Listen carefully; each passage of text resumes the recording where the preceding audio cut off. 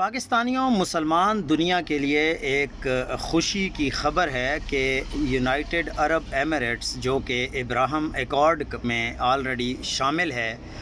اور اسرائیلی اخبار جس کا نام کان نیوز ہے، انہوں نے یہ خبر شائع کی ہے کہ یو اے ای کچھ ہی عرصے میں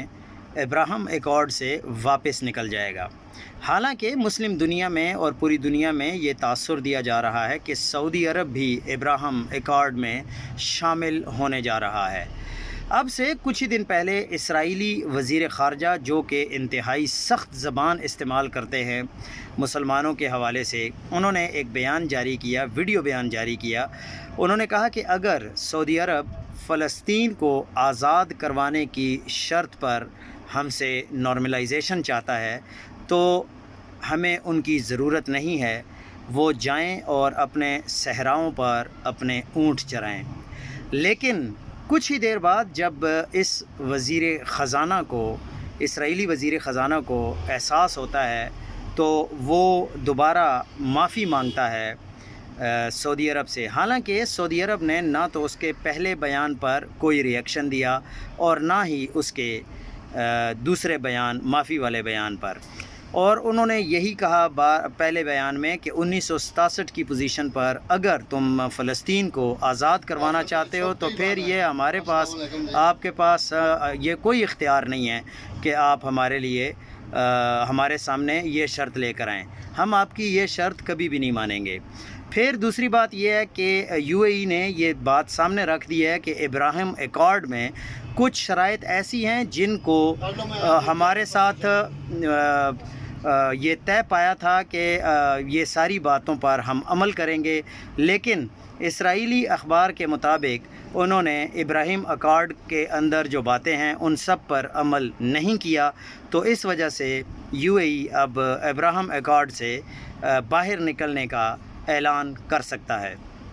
اور اس سے زیادہ اچھی خبر یہ ہے کہ شرم الشیخ میں نہ تو سعودی عرب کے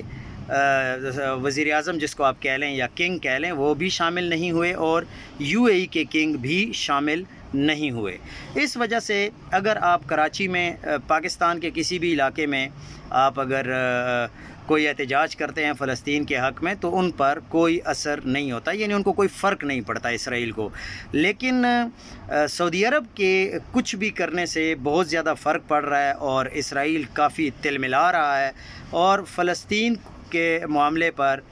مختلف قسم کے بیانات آ جاتے ہیں۔ یہ الگ بات ہے کہ بعد میں اس پر معافی مانگ لی جاتی ہے۔ سعودی عرب خاموشی کے ساتھ یونائٹڈ نیشنز میں بھی اپنی سفارتکاری کے ذریعے آواز اٹھا رہا ہے، یورپی یونین میں بھی اٹھا رہا ہے، اور یورپ کے ممالک کے ساتھ مل کر آواز اٹھا رہا ہے، اور ٹرمپ نے بھی نیتن یاہو کو یہ پیغام بھیج دیا ہے کہ آپ پوری دنیا کے ساتھ نہیں لڑ سکتے، آپ اپنی جو دراندازی کر رہے ہیں ویسٹ بینک کی طرف یہ روک دیں، کیونکہ یہ کوئی آسان معاملہ نہیں ہے۔ اور پھر اس کے بعد سعودی عرب میں اب بہت سارے لوگ جو ٹاپ ٹرینڈ میں ویڈیوز بن رہی ہیں وہ یہی ہیں کہ وہ لوگ اپنی وہ لے کر گئے ہیں، اپنی اونٹ لے کر گئے ہیں صحرا میں، اور وہاں پر وہ اپنے اونٹ چرا رہے ہیں، اور لوگ اس کا بہت زیادہ استقبال بھی کر رہے ہیں اور خوشی کا اظہار بھی کر رہے ہیں، کیونکہ سعودی عرب بالکل ڈٹ کے کھڑا ہے، اور وہ فلسطین کو 1967 کی جو